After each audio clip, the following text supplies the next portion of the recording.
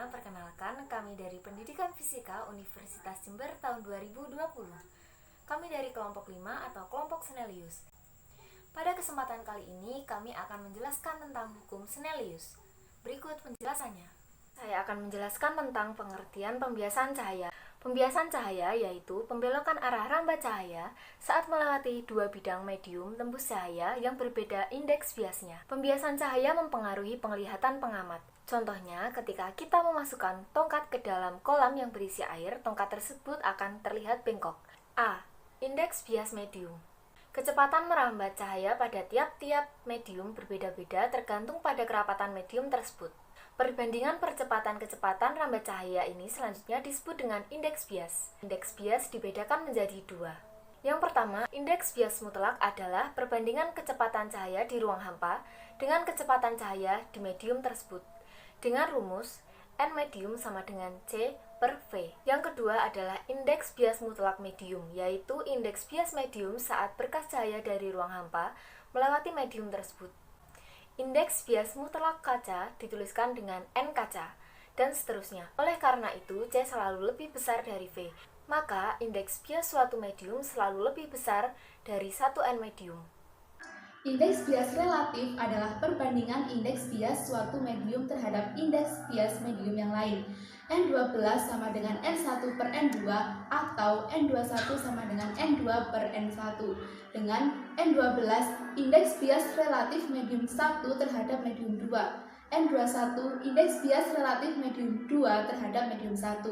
Indeks bias mutlak medium 1 dan N2 indeks bias mutlak medium 2. Setiap medium memiliki indeks bias yang berbeda-beda. Karena perbedaan indeks bias inilah, maka jika ada seberkas sinar yang melalui dua medium yang berbeda kerapatannya, maka berkas sinar tersebut akan dibiaskan. Pada tahun 1621, Snellius, seorang fisikawan berkebangsaan Belanda, melakukan serangkaian percobaan untuk menyelidiki hubungan antara sudut datang I dan sudut bias atau R. Hukum pembiasan Snellius berbunyi 1. Sinar datang, sinar bias, dan garis normal terletak pada suatu bidang datar. Yang kedua, perbandingan sinus sudut datang dan sinus sudut bias dari suatu cahaya yang melewati dua medium yang berbeda merupakan suatu konstanta. Rumus di bawah ini yaitu sin I per sin R sama dengan N2 per N1. Menurut teori muka gelombang, rambatan cahaya dapat digambarkan sebagai muka gelombang yang tegak lurus arah rambatan dan muka gelombang itu membelok saat menembus bidang batas medium 1 dan medium 2, seperti gambar berikut ini. Cahaya datang dengan sudut I dan dibiaskan dengan sudut R. Cepat rambat cahaya di medium 1 adalah V1 dan di medium 2 adalah V2. Waktu yang diperlukan cahaya untuk merambat dari B ke D sama dengan waktu yang dibutuhkan dari A ke E. Di samping menunjukkan perbandingan cepat rambat cahaya di dalam suatu medium, indeks bias juga menunjukkan kerapatan optik suatu medium. Semakin besar indeks bias suatu medium, berarti semakin besar kerapatan optik medium tersebut. Bila cahaya merambat dari medium kurang rapat ke medium yang lebih rapat, cahaya akan dibiaskan mendekati garis normal. Sebaliknya, bila cahaya merambat dari medium lebih rapat ke medium kurang rapat, akan dibiaskan menjauhi garis normal seperti gambar berikut. Pembiasan cahaya pada lensa tipis. Lensa adalah benda bening yang dibatasi dua permukaan dan minimal salah satu permukaannya itu merupakan bidang lengkung. Lensa tidak harus terbuat dari kaca, yang penting ia merupakan benda bening yang tembus pandang sehingga memungkinkan terjadinya pembiasan cahaya. Oleh karena lensa tipis merupakan bidang lengkung, ada dua macam kelompok lensa. Pertama, lensa cembung, lensa positif atau lensa konvergen, yaitu lensa yang mengumpulkan sinar seperti gambar berikut. Lensa cembung ada tiga, yaitu lensa cembung 2, biconvex, cembung datar, plane convex, dan cembung cekung, konkav convex. Kemudian yang selanjutnya adalah lensa cekung atau lensa negatif atau lensa divergen. Lensa ini merupakan lensa yang menyebarkan sinarnya dari arah bidang fokusnya, seperti pada gambar. Adapun macam-macam lensa cekung. Yang pertama, lensa cekung 2 atau bikonkav, yang kedua lensa cekung datar atau plane konkav, yang ketiga lensa cekung-cekung atau konveks konkav. Untuk memudahkan pembuatan diagram, lensa digambarkan dengan garis lurus dan diberi tanda di atasnya. Untuk lensa cembung diberi tanda positif dan untuk lensa cekung diberi tanda negatif, serta memiliki dua titik fokus seperti pada gambar. Berkas sinar istimewa pada lensa tipis. Seperti pada cermin lengkung, pada lensa dikenal pula berkas-berkas sinar istimewa. Pertama, berkas sinar-sinar istimewa pada lensa cembung. Ada 3 macam sinar istimewa pada lensa cembung. Pertama, sinar datang sejajar sumbu utama lensa, dibiaskan melalui titik fokus. Kedua, sinar datang melalui titik fokus lensa, dibiaskan sejajar sumbu utama. Ketiga, sinar datang melalui titik pusat lensa, tidak dibiaskan melainkan diteruskan. Yang kedua, berkas sinar-sinar istimewa pada lensa cekung. Ada 3 macam sinar istimewa pada lensa cekung. Pertama, sinar datang sejajar sumbu utama, dibiaskan seolah-olah berasal dari titik fokus. Kedua, sinar datang seolah-olah menuju titik fokus lensa, dibiaskan sejajar sumbu utama. Yang ketiga, sinar datang melalui titik pusat lensa, tidak dibiaskan melainkan diteruskan. Penomoran ruang pada lensa tipis. Pada lensa nomor ruang untuk benda dan nomor ruang untuk bayangan dibedakan. Nomor ruang untuk benda menggunakan angka Romawi, sedangkan nomor ruang untuk bayangan menggunakan angka Arab, seperti pada gambar.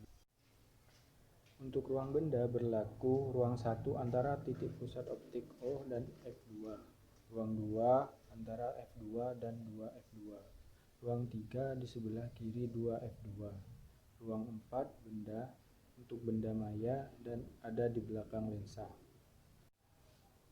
Untuk ruang bayangan berlaku ruang 1 antara titik pusat optik O dan F1, ruang 2 antara F1 dan 2F1, ruang 3 di sebelah kanan 2F1, ruang 4 untuk bayangan maya ada di depan lensa.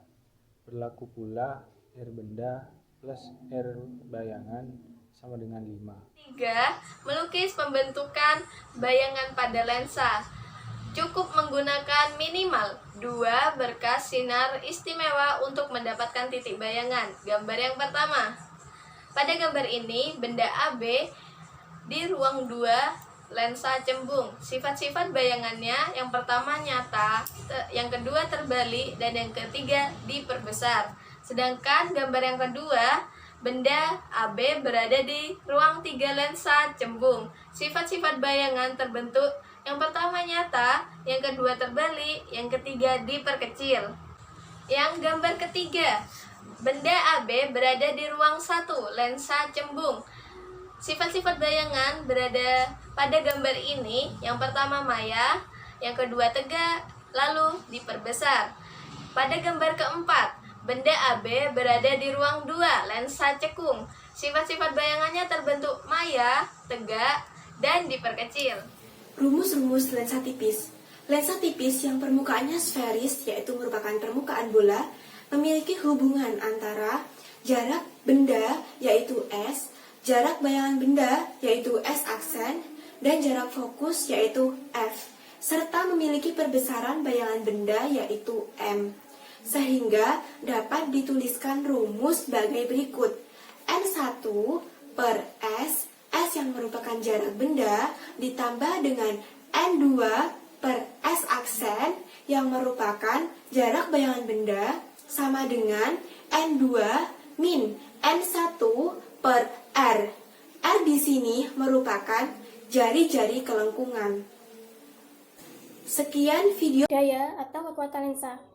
Daya lensa adalah kekuatan lensa dalam memfokuskan lensa. Daya lensa berkaitan dengan sifat konvergen atau mengumpulkan berkas sinar dan divergen menyebarkan sinar suatu lensa. Untuk lensa positif, semakin kecil jarak fokus, semakin kuat kemampuan lensa itu untuk mengumpulkan berkas sinar. Untuk lensa negatif, semakin kecil jarak fokus, semakin kuat kemampuan lensa itu untuk menyebarkan berkas sinar. Oleh karena itu, kuat lensa didefinisikan sebagai kebalikan dari jarak fokus. Rumus kekuatan lensa yaitu P sama dengan 1 per F dengan satuan 1 per meter sama dengan dioptri. Persamaan lensa gabungan dirumuskan sebagai berikut, yaitu 1 per F gabungan sama dengan 1 per F1 ditambah 1 per F2 ditambah 1 per F3 dan seterusnya.